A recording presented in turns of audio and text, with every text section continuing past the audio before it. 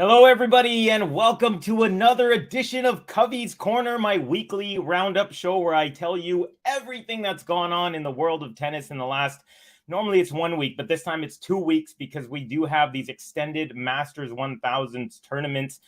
They were before about 9 days to a week. Now they've extended to 12 days. So instead of doing an edition in the middle of a tournament when qualies are just ending and nothing's really gone on, we decided to wait. So might do that for these Masters from now on. But anyways, I wanted to say hi to everyone and thank you for joining me. My name is Kavi. It's 11 a.m. here in Vancouver, BC, Canada, and I had a great time watching the Madrid Open. Great tournament. We're going to get right into it. But first, I do want to say a couple of things. One, please give this video a like and do subscribe if you're new. That way you can be notified as to all of our upcoming videos. We do have draw previews and predictions. We have live play-by-play streams. We have this content right here, Cubby's Corner, and much more. Breaking news, anything that comes up in the tennis world. Also, want to say hi to the people in the house. We got JJ from LA, from California, maybe not LA. Feliciano Lopez was not happy with Iga critiquing the tournament during her runners-up speech. I heard that Madrid is considered one of the worst of the 9 Masters.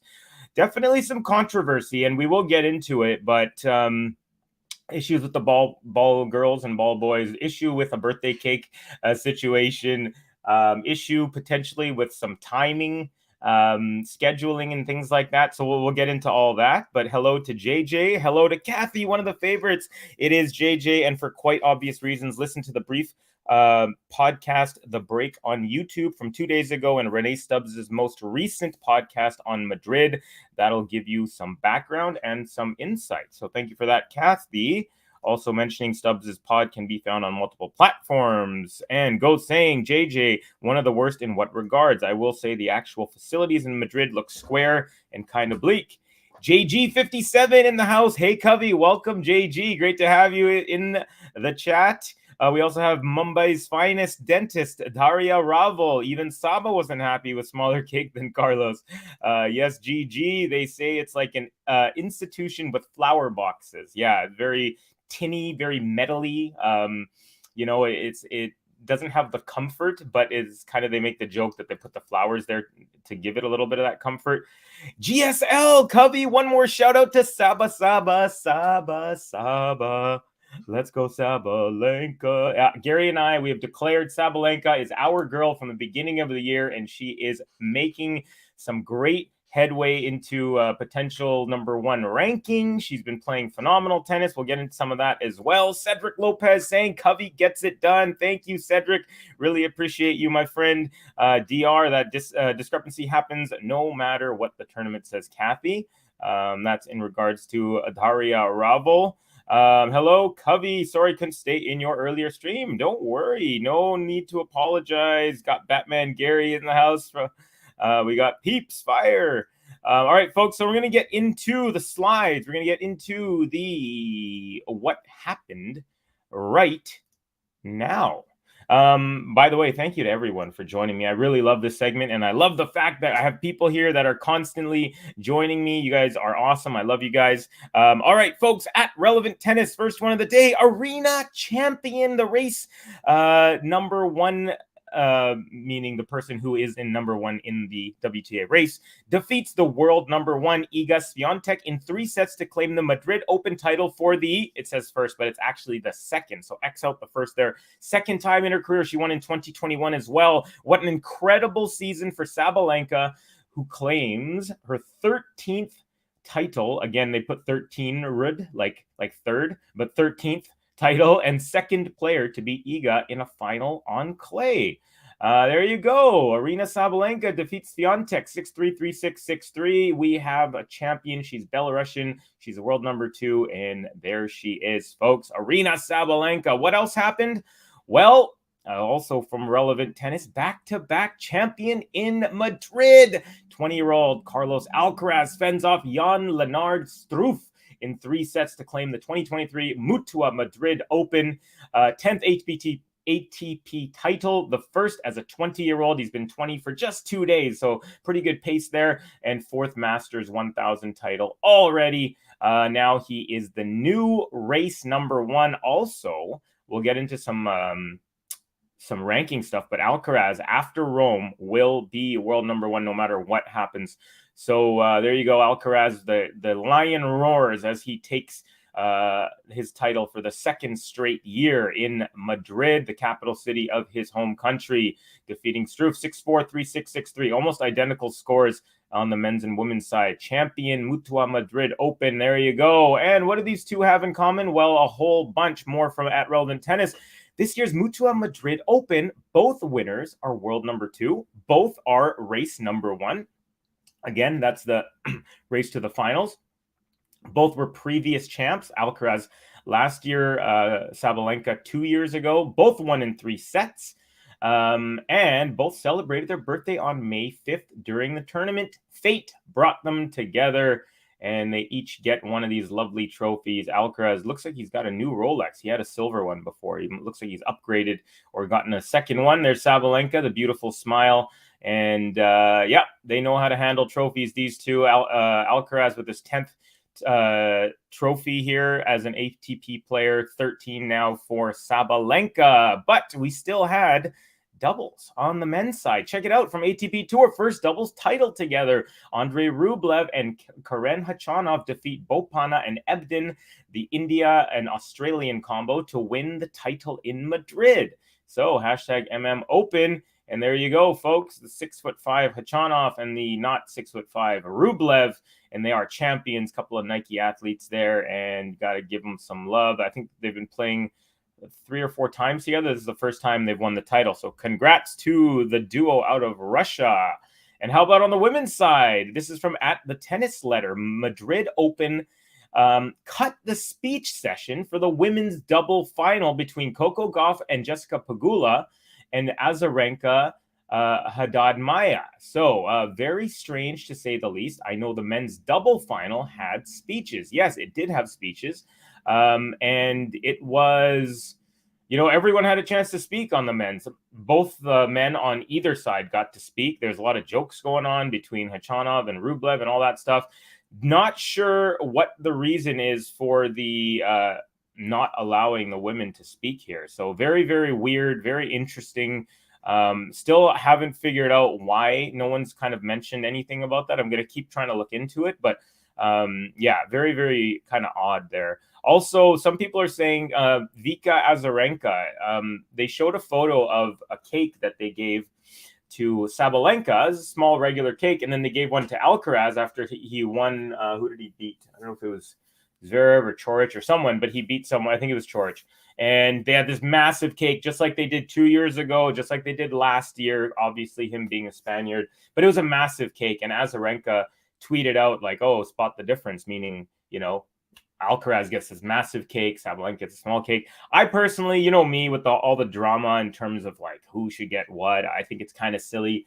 But some people are saying because Azarenka retweeted about the cake size, that might be one of the reasons they didn't want to give her a microphone, which I thought was interesting. Now, that's not a founded argument, but that's just some chatter I heard on Twitter when I was trying to figure out what the situation was. But anyways, let's give a congratulations to Azarenka and Beatrice Haddad Maia as they do take out number 1 American doubles team, Coco Gauff and Pegula. So congratulations, even though unfortunately they did not get to express themselves. And what was also kind of weird was they were all just putting statements out on Twitter thanking the ball people, the crowd, the sponsors, and it was just kind of weird, it was kind of felt sort of cheap, not on the women's part, the women who had won and had to do it, but the fact that they didn't get to speak is kind of odd.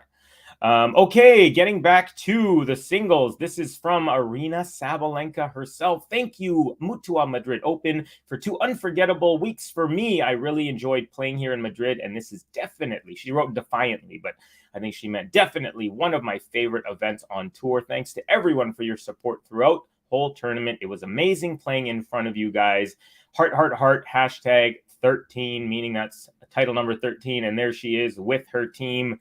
Look at that big tiger on her forearm. Big, huge peace sign with her arms.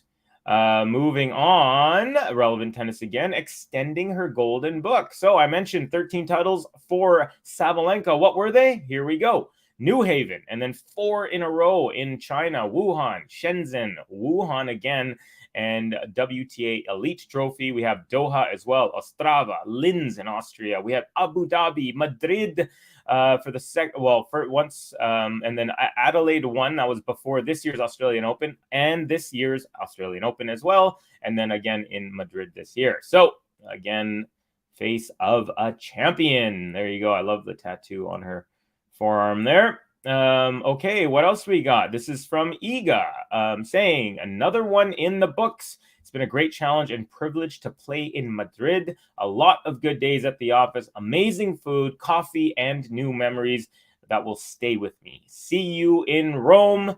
Hashtag Clay, Clay, Clay. So a rare loss on clay for world number 1 Iga, but some memories for her, and gotta love her outfit. She's looking great in the new athletic sponsor that she's wearing, apparel sponsor, On. And so, yeah, much respect to the world number 1. Speaking of respect, she was asked this again at the tennis letter. Iga Swiatek gives full credit to Sabalenka. She was asked about the conditions there. Someone asked her, I believe it was John Silk, was saying, do you think that the conditions helped you with it being higher altitude? You're a big server, big ball striker from the baseline. But so was Sabalenka, and Swiatek response, I really like it. It was classy, it was quick, and it says, I don't think we should talk about that because she played a really good match. I don't want to blame my loss to conditions or something else. It doesn't really matter because she won, and I just respect that, and I don't want to take it from Aryna. So good job. I do find once in a while Iga can be a little short when she loses. She kind of has this chip on her shoulder, like it was more like me losing than them winning, but I really, really love it's signs of maturity here that she's kind of mentioning like, hey, you know what? It wasn't the conditions. She just played better than me today and she deserves it. End of story. Love hearing that. Yeah. So moving on to actually, you know what? Let's take a little bit of a break before we get into a little bit more detail on the men's stuff and see what's going on in the chat. All right. Ooh, gosh, it's just popping off. I'm going to just go randomly choose some section and just start. Cap saying Swiatek is such a sore loser. Oh my God, she's always vocally unhappy after a loss. Karen in the making. If she loses to Garcia in Roland Garros, for instance, she'll blame the crowd. So this is exact opposite of what I was just saying. I was just talking about the maturity that Iga is showing by admitting, because I do agree with you, Capricorn, that she has in the past been less than gracious in defeat, but I did not find that yesterday. I thought she was great in the trophy ceremony, and I thought she was great in this press conference after. So don't agree with you specifically right now. I do in the past about Iga, but not about this weekend. How much points a player gets for one match win? Daria, it totally depends on what round. So let me just, you know what? Why not? This is my segment. I could do what I want. I'm going to show you an example here. So I'm going to open up the draw. You're not going to be able to see it, unfortunately, you guys. But I'm going to open up for example, I'm going to open up the women's singles official draw. Now, if you open up the draw and you go to the very bottom, it actually tells you what you get. So on the women's tournament, if just for making it into the main draw, one of the 96 starting players, you get 10 points just for getting into the main draw. If you get to the round of 64, you get 35 points. Round of 32, 65 points. Round of 16, you get 120 points. If you make it to the quarterfinals, 215 points. If you make it to the semifinals, 390 points.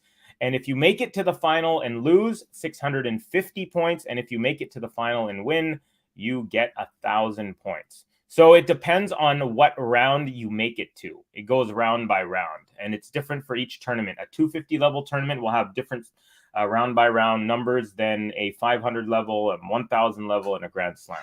So hopefully that answers your question, my friend. Okay, Gary's talking to Ghost, Siberian, and yes, she's pretty easy on the eyes, but she allows me, my tennis player, indulgences, best of both worlds. I think we're talking here about significant others. Ghost saying to Cap, rumor has it she didn't take a trophy pic with Sabalenka. I still can't find a group picture. I actually didn't know that, but I don't think there's any hostility between the two. Gary Cap, I don't feel she is an extremely sore loser, but I agree with you. She doesn't have a lot of tolerance for being runner-up. Yeah. And I think that's why she is also number one in the world. You know, some of these people who are tops in what they do have a chip on their shoulder, and that's what kind of helps them get there. It's a consistent theme in tennis, says Kathy. Daria, happy to know there are so many Saba fans. She deserves to have a horde of us. Do you all think players with good serve and volley will trouble Alcaraz, who all are good with it on tour? Maxime Cressy is good with it. He does it religiously.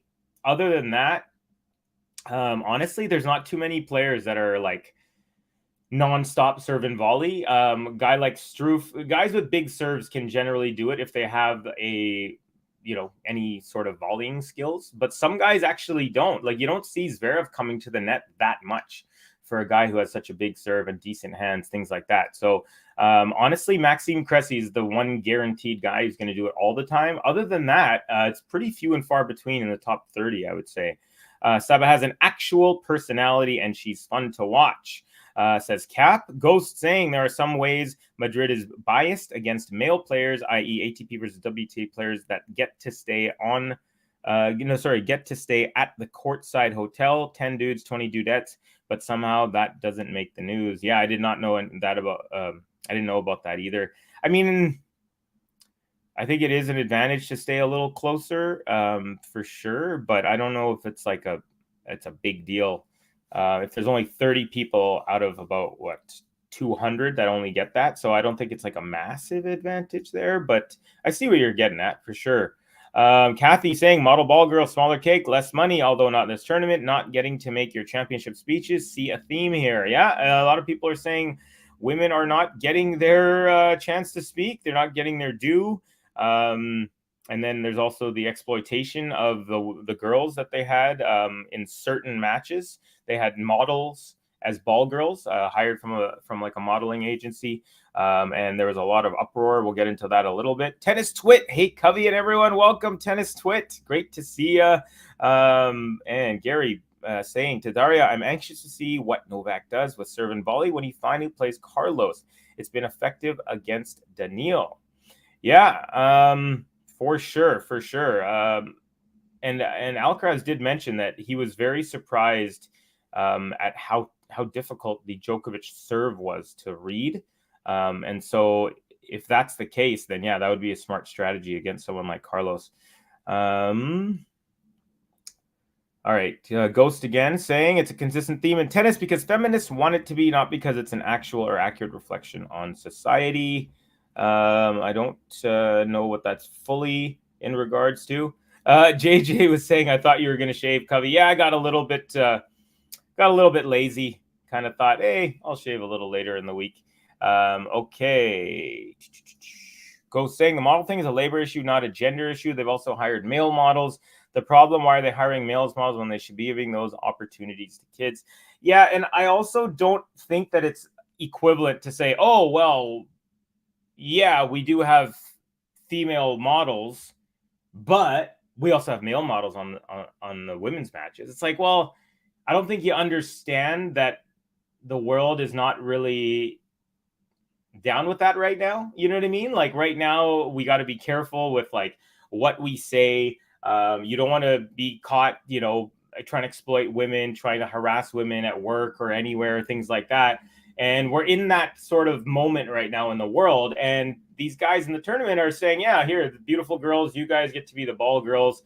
And for anyone who's mad, don't worry. We got male models for, it's not the equivalent thing. Like it's not an equal, like exploiting a woman is different than exploiting a man. Do you know what I mean? And I don't think it's even or level. So I personally don't see it the same way as you there, Ghost. Though generally I do see things with you eye to eye. Correct, GG. Apparently there's TikTok about models and thousands have issues with it. Okay, folks, so I'm going to get back into this. The chat's really popping off. Oh, I did see something here. Cedric saying, Gobi. Yeah, she's right there. That's my little baby right there. Jimmy also saying hi. Daria saying, so that means Kavi Nadal didn't get any points from Roland Garros as he kept defending. Yeah, pretty much. So he won it, and then the points went on, and then he would start the tournament again, lose all the points, and then just win them back. So he would just keep getting back to zero. So he'd go from, let's say he was at 2,000, and then the tournament would start, he'd go back to zero, and then at the end he'd win, and he'd be back to 2,000, which would mean he would basically be back to where he started. Yes. Okay. So, let's see. Kavi, the hotel thing represents an economic privilege of WTA players. Again, telling that it doesn't make the news. Okay. I could see you there. Okay, folks, we're going to keep moving along. Only 20 minutes. That's not too shabby. All right, so a little bit more details on the men's side from @Jose Morgado. Carlos Alcaraz beats Jan-Lennard Struff 6-4, 3-6, 6-3 to win the Madrid Masters 1000 for a second consecutive year, 10th career title, 4th Masters. He is the second player to ever defend his title. Nadal did it in 2013-14. And the youngest to defend a 1,000 since Nadal did that in Rome, 2005 and 2006. There you go, Carlitos. Look at his biceps. Getting pretty huge, folks. That right arm. He's kind of looking like Rafa's left arm there. Okay, we are going to keep on moving. Jan-Lennard Struff deserves a round of applause, says @RelevantTennis, for his run. Not only for becoming the first lucky loser to reach a 1,000 final in Madrid, but also for the great season he's having on clay. Tomorrow he will be ranked 28th in the world. Yes, the 33-year-old. His career high. It is never too late.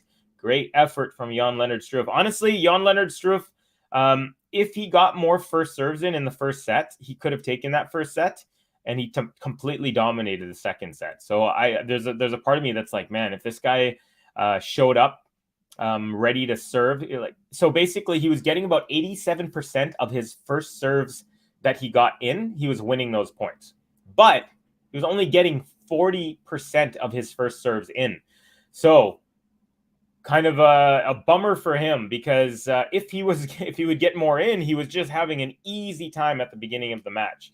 But Alcaraz broke at the right time in the third set and ended up taking it just like a good champion. He just smelled blood in the water, just held on after a rough second set. And then when he had his moment, he took it, and then he served it out with a pretty strong service game, did Carlitos. But it was a really good match. Honestly, both players, you could say, equally deserved to win. In the end, Carlos took it, but it was a great run. All right, more tennis at Tennis Updates 23. Good to see both Andy Murray and Sloane Stephens pick up titles yesterday. Andy in a 175 challenger and Sloane in a WTA 125. Both of these were in France. We have the Open Aix-en-Provence. That was where Andy Murray took out top seed Tommy Paul in 3 sets. Apparently, Tommy Paul ran out of gas by all accounts. I didn't watch that one. I didn't watch this other one either. This is in Saint-Malo. Lopin 35 de Saint-Malo. And this is the championship match. We had Sloane Stephens over German Greet Minen 3-4 there. 1 hour and 41 minutes in. And with that, check this out from Srihari at Srihari Ravi 12. Andy Murray was set to drop to number 61 in the ATP rankings after losing in the first round in Madrid. What next?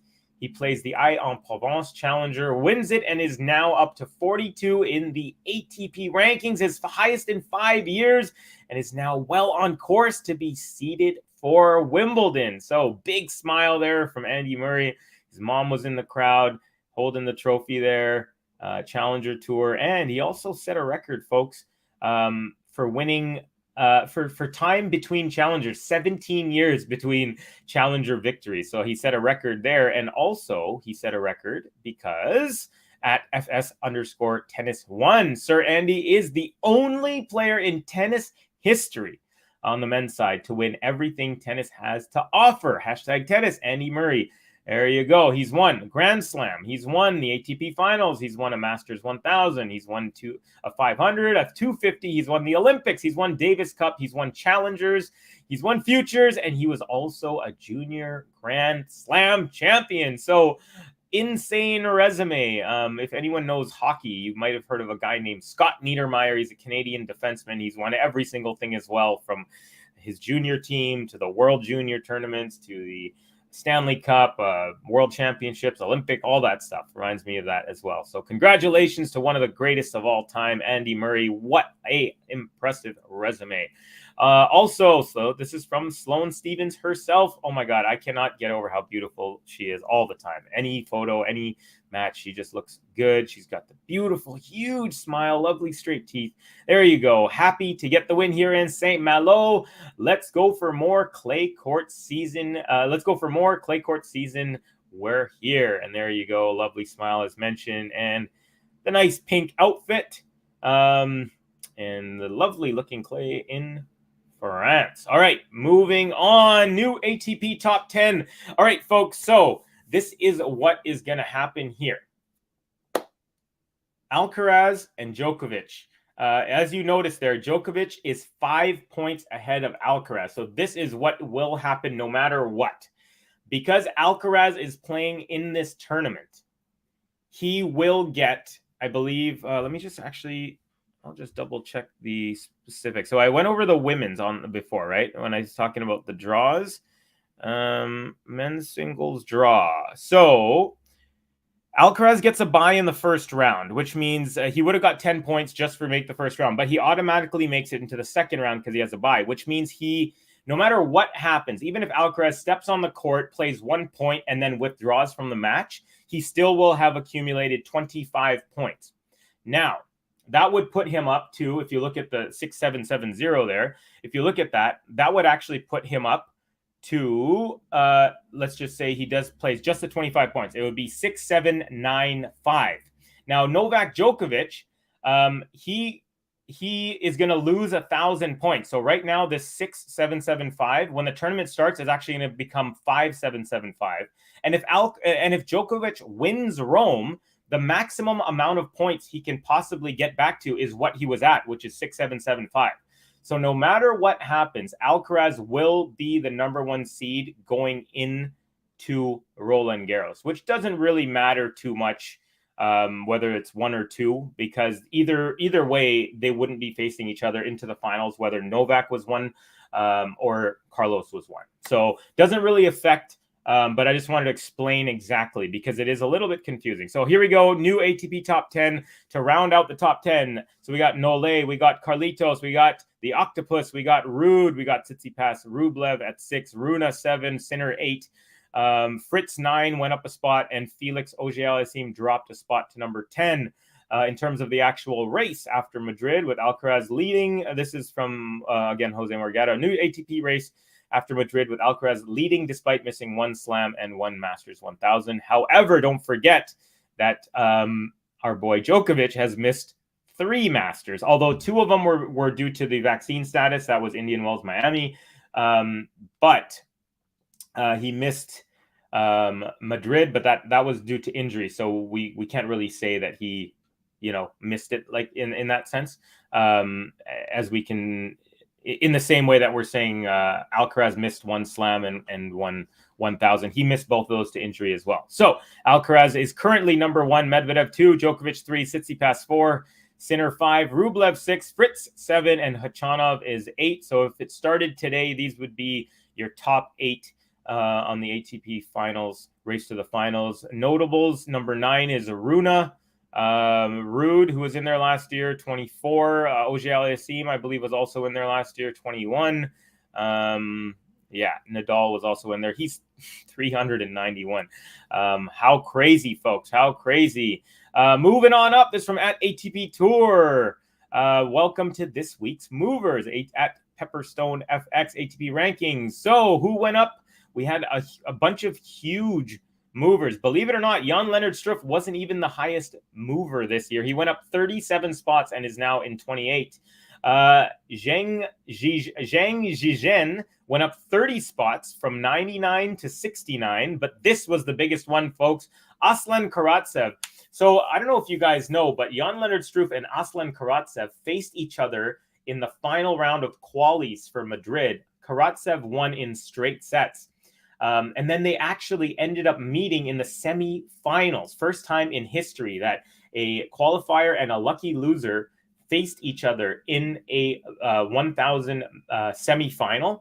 Karatsev ended up losing that in 3 sets. He was having some leg issues, but a great run for Aslan Karatsev, and he moves up 68. He's the big mover of the week, folks, to number 53. So he was well into the hundreds, and now he's in the top 60. Andy Murray, 10 spots from 52 to 42. He, like you said, like we mentioned, he was actually going to drop 10 spots, but now he's gone up 20 from what he was going to if he hadn't played in France. And Borna Coric making it to the semis here, and he goes up 4 spots to number 16. Congratulations to the Croatian. Also, this is from Relevant Tennis. Best win-loss records on ATP Tour so far. Now, the reason I'm putting this slide up is because someone asked a great question in the match yesterday. I was calling the final between Alcaraz and Struff, and someone said, Kavi and chat, who do you think right now, who do you think has had the best year on the men's side? And my answer in the moment was Medvedev, because he'd won 4 titles and his record was like 33-5. And so that was my answer. But after Alcaraz won the match about an hour and a half later, I was like, I think it's actually Alcaraz. And the reason is, now check it out, because he won that title, that means he has 4 titles in 6 tournaments this year. He made a final in the other one, and then he also made the semis in Indian Wells, lost to Sinner. So basically, he's made the semis or better at every single tournament. He's made 5 finals and won 4 of them, and his record is 29-3. So before yesterday's match, I went with Medvedev, but because Alcaraz won, I would say now it's definitely official that Alcaraz is having a better year. Also because Alcaraz has faced Medvedev in the Indian Wells final, and he smashed him pretty good in 2 sets. So those are my reasonings there, and that's why I brought that slide, because it was a really good question, and we had a great debate in the chat. Also, look at the winning percentage, 93.5 compared to 86.8. Both phenomenal, but Alcaraz takes it by a little bit. On the women's side, new WTA top 10. We've got Iga number 1, Sabalenka 2, Pegula 3, Garcia up a spot to number 4, and Goff up a spot as well. To number 5, Rybakina up a spot to 6, Jabeur down 3 to number 7, Sakkari's up 1 to 8, Kasatkina drops to 9, and Kvitova stays at number 10. And in terms of the WTA race after Madrid, Sabalenka 1, Rybakina 2, Swiatek 3, Pegula 4, Bencic is 5, Krejcikova 6, Kvitova 7, and Goff is number 8. Honorable mentions just on the other side, we've got Sakkari's 9, Azarenka 10, Garcia 12. Of course, Garcia won the year-end finals last year. Pliskova 14, Ostapenko 15, Jabeur 18, and Kristea 20, Badosa number 30. So there we go on that front. Okay, now we were talking about the ball girls. So this is basically what happened at the tennis letter. Madrid Open ball models aren't wearing miniskirts for Carlos Alcaraz versus Jan-Lennard Struff final. Given the backlash after the cake and cutting women's doubles final speeches, this wardrobe change is aptly timed. This is a start, but next year, let's bring back the ball kids. So this is what the ball girls looked like at the beginning of the tournament for select main court matches on the men's side. So specifically men's matches on the big court. Okay, so it wasn't every match. On the other matches, on the smaller courts, they had regular ball girls and ball boys. But this is what the ball girls look like on the main show court on the men's matches at the beginning of the tournament, and this was for the finals. So still a crop top, but a little bit more conservative. You got the V-neck there. You got the hat and these big baggy shorts, like really, really baggy shorts. Same shoes, those tennis ball, like yellow bright, and then she got the socks pulled up, the navy, the blue and the navy. So yeah, basically I noticed that in the championship match. I didn't see anything about it beforehand, but I noticed it and I was like, interesting. So I was mentioning that. But yeah, very, very interesting how they did that. Nice to see that they are listening to people and saying, hey, is this what we want our sport to be? Is it all about like the sexualization of it, or do we want it to be about the sport itself? And it's good to see that they did make some adjustments in the end. Now we're going to get into 35 minutes in. You know what? I'm going to get into the comments one more time. And then we'll Oh gosh, man, it is popping off in here, folks. Nice win for Sloan, says Tennis Twit. Daria Ash retired. Steffi without injuries. Again, I'm missing some of that stuff. I like that Lions roar pick of Andy Murray. Yep, definitely. That's why I picked it, my friend. I just love his heart as well. Max, always good to have Max. Las Vegas's finest. Sloan does prefer to play in clay courts. Makes sense. She won that title. Tennis Twit Alcaraz can just show up and retire, still becomes number one. Yes, can for this specific tournament. No matter what happens, as long as he shows up and makes it onto court and plays, it starts the match, he will be number one no matter what. And let's not forget, Djokovic is missing potential 2,000 points that he would have got as the winner of Wimbledon. Alcaraz, I think, making it to the quarterfinals would have made like 100 or 200 points. So it wouldn't have been exactly a full 2,000 that Djokovic would be ahead of Alcaraz, but it would be something within that range, like 18 to 1,500 more or something. Maybe no, I think closer to 1,800 more. So let's not forget that as well. Ghost saying, reminder, Djokovic was unfairly kept from participating in the Sunshine Double. There should be an asterisk on all these point totals. Okay, this is how I do it, Ghost. And this might be a little controversial for the Novak fans, for the diehard Novak fans.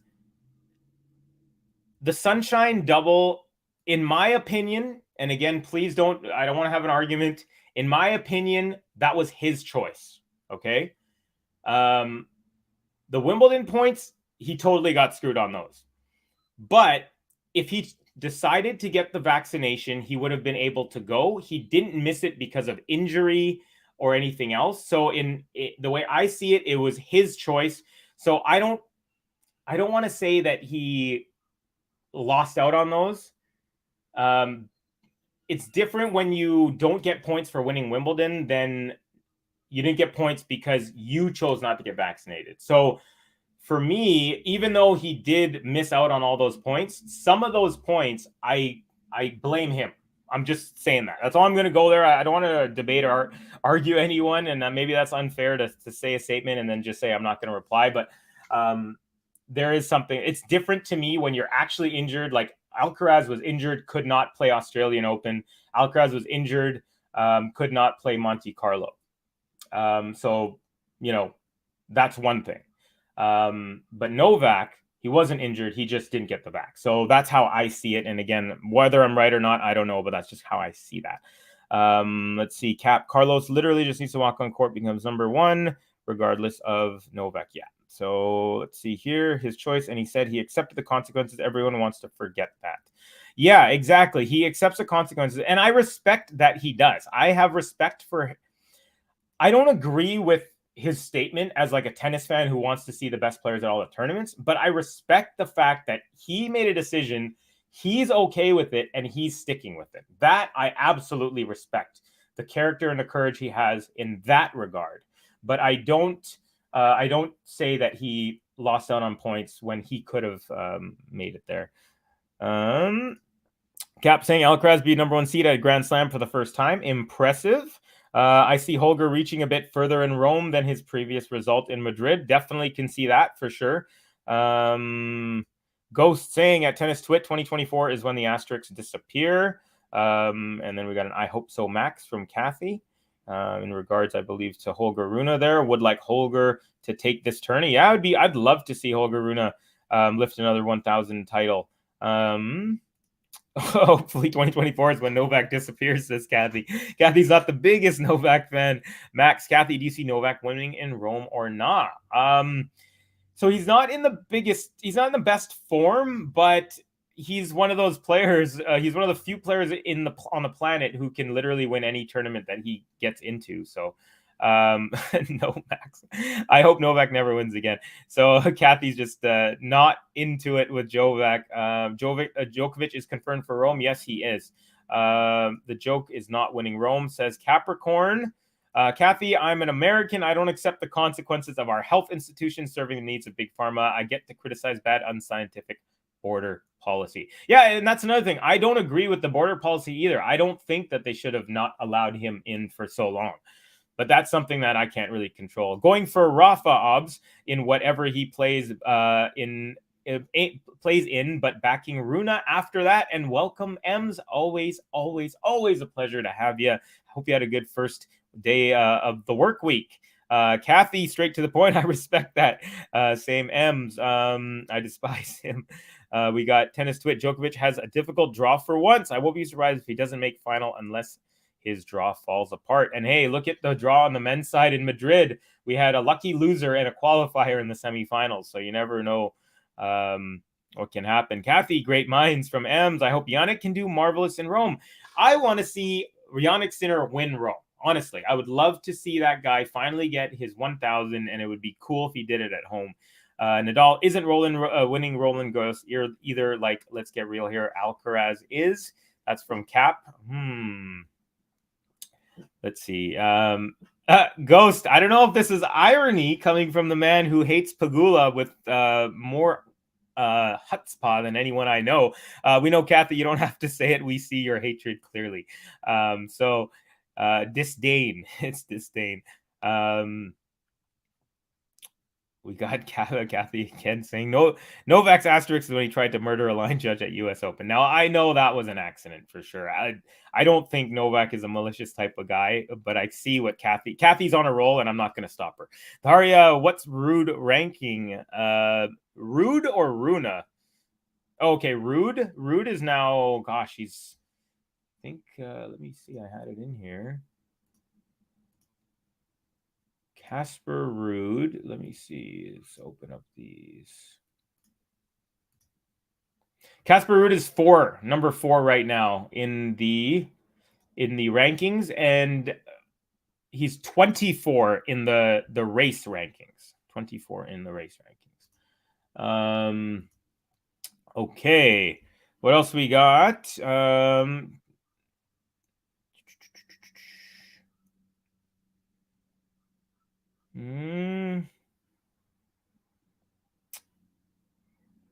All right, let's see here. GSL, GG and Tennis Twit, thanks for saying what I was thinking. Which I'm not sure exactly what that was.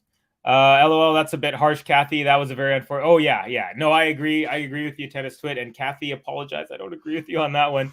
I don't think he was trying to do that. I think he was frustrated and he wasn't fully aware of his surroundings and he just launched a ball. But I don't think in any way, shape, or form that he was trying to do that. Definitely not. We got Tennis Twit saying Sabalenka for number 1 by end of year. You know, that 1,000 points in Madrid really kind of helps her cause. Let's see here.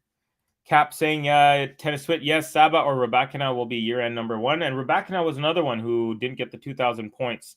And I think that would massively help her. I'm a massive Nadal fan, but I think Nole gets unfair criticism a lots of times. I agree with you there. Nole takes more heat than any of the big 3 by far. Some of it maybe is self-brought on, going out to clubs in the middle of COVID when everyone's supposed to be at home and then getting it and stuff like that. I know some of that stuff, but he also wants to live your life, and he's in his home country. The rules are different there. So, but yeah, I agree. He definitely catches some flack. Uncle Ghosty. Kavi, again, this is a labor issue, not a gender issue. They've also hired male models. They've been doing this for years. Labor issue. Yeah, Ghost, my thing is the social part of the issue, the morality part of it is they're making it sound like objectifying a woman is equal to objectifying a man. Both of them are bad. They're objectifying. But to objectify a woman and then just say, oh, don't worry, women, the reason that this is okay is because we're also objectifying men in the equal and opposite matches, that's where I find it to be silly. And I also don't think tennis needs cheerleaders. You know what I mean? I don't think tennis needs beautiful women standing on the side of the court to enhance the product of the game. It's different if you're a UFC ring girl or if you're a cheerleader at a football game. That, you know, you're supposed to be there, you're supposed to look nice, and you're also supposed to get the energy of the crowd. I just don't think that it's a great look for tennis to think of it as like sexing it up is going to increase. That's just me. Again, I don't know if I'm right or wrong. I'm just telling you kind of what I think. Let's see here. It's not about sexualization. It's a bad framing of the issue. And again, what I'm saying is that it's more that I don't think that the equivalency, I don't agree with the equivalent. You can't just say, oh, we sexualize them, so we're going to sexualize you, and it's all good. I just don't see that. That's where I'm going to kind of end it there on that. Poor old girl is limping these days, Kathy. I'm not sure what that's about. Alcaraz is not a sure thing for Roland Garros. He has to win 7 best-of-5 matches on clay, one of the hardest tasks in tennis. Yep, M's very right. Until he's done it, he hasn't done it. I can't defend anti-vaxxers, says Cap. My opinion too, Kavi. You will see that I said just that. I want to stay out of it today, Kathy, but change Novak's family to Novak's dad. Vic, welcome, Vic, saying agree. Thank you for joining me in this chat, my friend. Always good to see new names and faces. Any other tournament which is going on? No, not on the main side. It's just Roma right now. Tennis Twit, it was 100% his choice, Covey, but the issue here is the vaccine mandate makes absolutely no sense, and the U.S. were light years behind the rest of the world, and removing it is unfair for Nole. Yeah, like I said, I agree with everything you're saying there. It was his choice. That's one issue. And the fact that U.S. and also my country, Canada, we didn't allow him in last year, and I thought that was stupid. If I was the one in charge in Canada, I would have been like, Nole, get your ass over here. You're playing. So yeah, that's kind of where I stand as well. So I agree with you there. All right, folks, we have been going on for a little while, and really appreciate the insane amount of engagement. And by the way, folks, do please give us a like and a subscribe if you're new to the channel. That way you can hit notify, and you'll know when all of our upcoming videos will be going live. Now, I still am not, believe it or not, I still am not done with the slides. I got a couple more, and then we're going to wrap it up. So we got some, just one injury issue here. We've got from at the tennis letter. This is Amanda Anisimova. Says she's been struggling with her mental health and will be taking a break from tennis, just like Naomi Osaka did a little while ago. Also Bianca Andreescu. So it's good to see that this is becoming normalized, and this is people are not getting scared to take time off or be punished for it. And continuing on, really sad to hear, but she's brave for being open about it, especially during Mental Health Awareness Month. I'm going to be honest, I didn't know it was Mental Health Awareness Month. There's too many months for me. There's Coffee Month and Secretary's Day and blah, blah, blah. But anyways, that's beside the point. Stay strong and keep fighting, Amanda. And this is a post from Amanda on her Instagram. Hey guys, I thought I'd make a post explaining what's been going on and my plans. I've really been struggling with my mental health and burnout since the summer of 2022. It's become unbearable being at tennis tournaments. At this point, my priority is my mental well-being and taking a break for some time. I've worked as hard as I could to push through it. I will miss being out there, and I appreciate all the continuous support. So that is from Amanda Anisimova, one of the best backhands on the planet. On the women's side and on the planet in general. So we wish Amanda Anisimova all the best. Take as much time as you need to recover, and we definitely do hope you do make your way back on to the professional tennis scene. All right, stupid headline alert. So check this out. This is from Andy Roddick. I like this because as a hockey player, you always kind of fight for your teammates. They're not teammates, but they're profession mates, Roddick and Nadal. So you're probably wondering, Covey, what are you talking about? Well, this is what I'm talking about. If you see right here from Apple.news, this is the headline of their article, the headline. Rafael Nadal facing humiliating rankings collapse after French Open. And so what does Big Brother Roddick do? He stands up, beats his chest, and he says, what a dumb, stupid headline. Rafa will never have humiliating associated with his life. Guy does everything right. This is dumb. I just thought it was kind of funny. And I also, like I said, being a hockey player, you kind of stand up for your teammates, your family, your wolf pack. And I just, there's something about what Roddick does here that I really appreciate. All right, folks. So we're in Rome, and check it out from at Tennis TV. The men's draw just came out about an hour ago. So luckily I started this this segment right after it came out, so I got to put this tweet up in the slides here. Check it out. Projected IBI 23 quarterfinals. If seeds hold, we would have Djokovic, Rune. That's a rematch of the Paris Masters last year. We have we'd have Ruud and Sinner. We'd have a Rublev versus Medvedev, all Russian matchup there, and we'd have a rematch of Barcelona final, Tsitsipas versus Alcaraz. That's if all the seeds hold up. Let me know in the comments who you think is going to take it. How about on the women's side? Hey, look at this from @LoveLoveTennis. That's your boy Kavi. That's me, aka Kavi. Give me a follow. I'll follow you back if you so feel inclined. Projected quarterfinals in Rome if seeds hold. No, I did not copy word for word what they said in their tweet. Iga Swiatek once again in the same quarter. So popcorn match there. Sabalenka Garcia is a potential there. Pakula Goff doubles partners in the third quarter, and I think that was in the third, maybe the fourth quarter. Anyways, and then we have Jabeur versus Kasatkina in the final. And what was my last slide here? Yes, this is my last slide, folks, and it goes like this from @Ben Rothenberg. For the first time all year, number 1 Novak Djokovic and number 2 Carlos Alcaraz are appearing in a draw together. Thank you, tennis gods. What we have been waiting for. This does not guarantee that they will face each other, but thank the Lord. We wanted it in Australia. We wanted it in the States. We wanted it in Monte Carlo. We wanted it in Madrid. And finally, we will potentially have 1 versus number 2. This is the matchup we've all been hoping for. Folks, so that's, I think, gonna do it. Of course, as you know, I do. Oh, wait a second. We've got a tip. Thank you so much, Mamadou Tiam, saying Sinner has beaten Alcaraz on all surface. Yeah, he has. 3 wins each, I believe, in their head-to-head in 6 matches. Also, Genitar saying, I'm really happy for Sabalenka.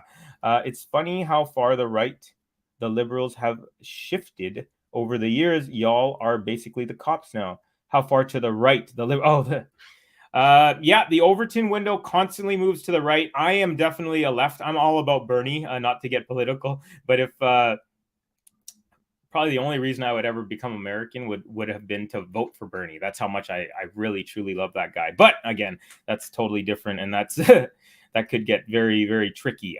Okay, folks, so I'm going to get you to guess. We have a player of the week on the men's side and the women's side. I'm going to give you about 20 seconds.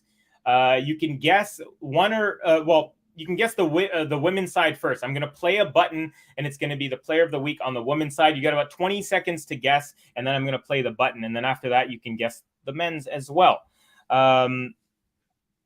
Yes, Kavi, I am a Bernie fan. There you go, Kathy. I'm to the left of Bernie, Kavi. You're to my right. No.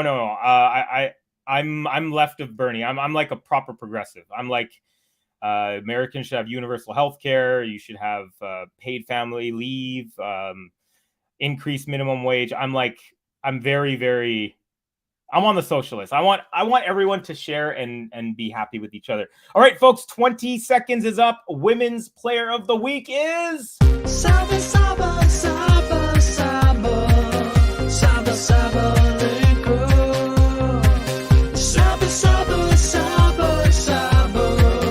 Let's go Sabalenka. Tennis Twit, Kavi, did you cover on Andre and Karen doubles win? That was a great moment. Yes, I did. I covered it earlier in the stream here. Jane, hi, Kavi. Been lurking. Always enjoy Kavi's Corner. Thank you. You're welcome, Jane. Always enjoy having you in the chat. Looks like we got a lot of the progressive. So the way I see it is you got your right, you've got your left, which is pretty much like the liberals, the centrists, and then you have your progressives.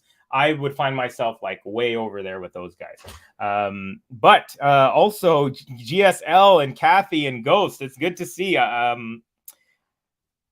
it's good. It's good to see you guys are on the similar page there. Alcaraz and Sabalenka, says Ems. Well, you were half right. Anyone else guesses on who the player of the week was on the men's side this week?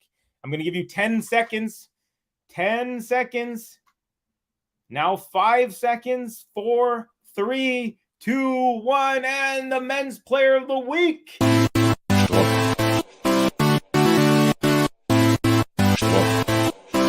Jan-Lennard Struff.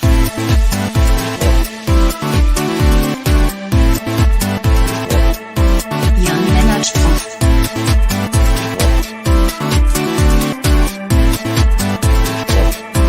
Jan-Lennard Struff. All right. Yes, folks, I gave it to Jan-Lennard Struff because he is the first lucky loser ever to make it to the finals of a Masters 1000. He also played very well, arguably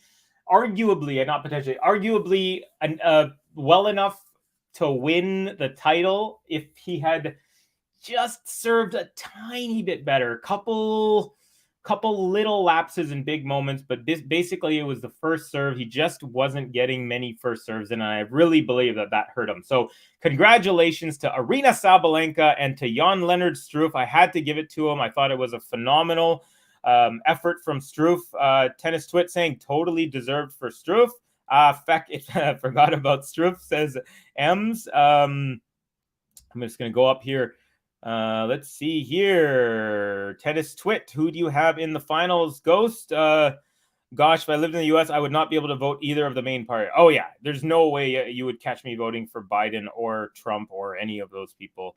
I'm not one of those people who I'll vote for one of the evils. To me, evil is evil, and that's evil. Saba. Let's go, Sabalenka. Gary, our girl, did it. Congratulations to Saba. Saba is such an exciting player. Love her. Yep, she can rip the crap out of the ball, and she is a great player. Mental fortitude, especially showing through this year. We all deserve a universal basic income as a human right.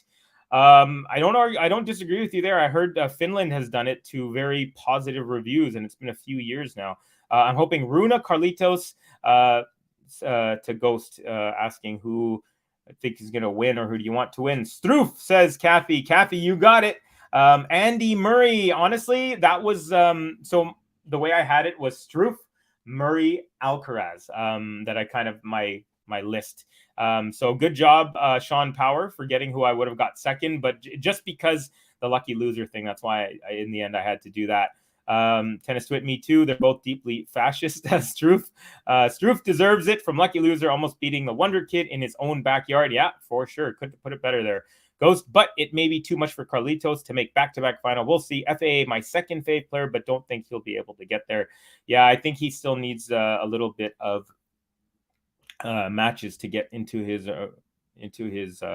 groove. Karatsev Djokovic round 1 at Roland Garros. LOL. Thanks, Kavi. Laters, everyone. GTL. Later, everyone. Less Novak bashing next time would suit me fine. A lot of our thoughts we should keep to ourselves. See everyone in Rome.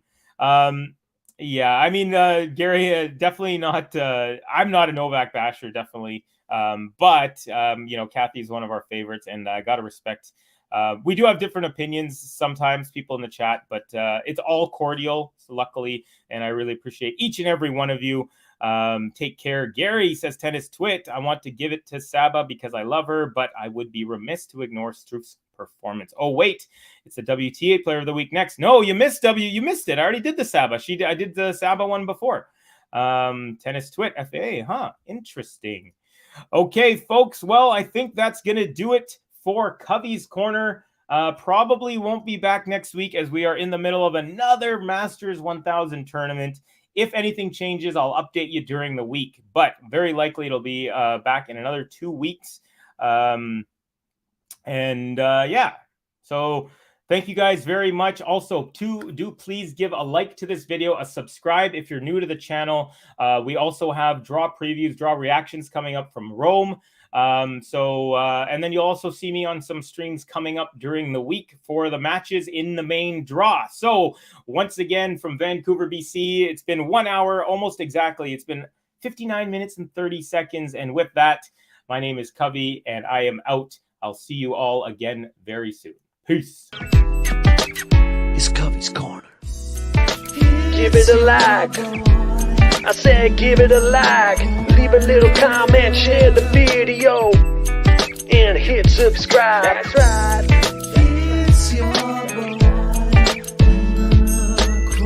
Check out this other video.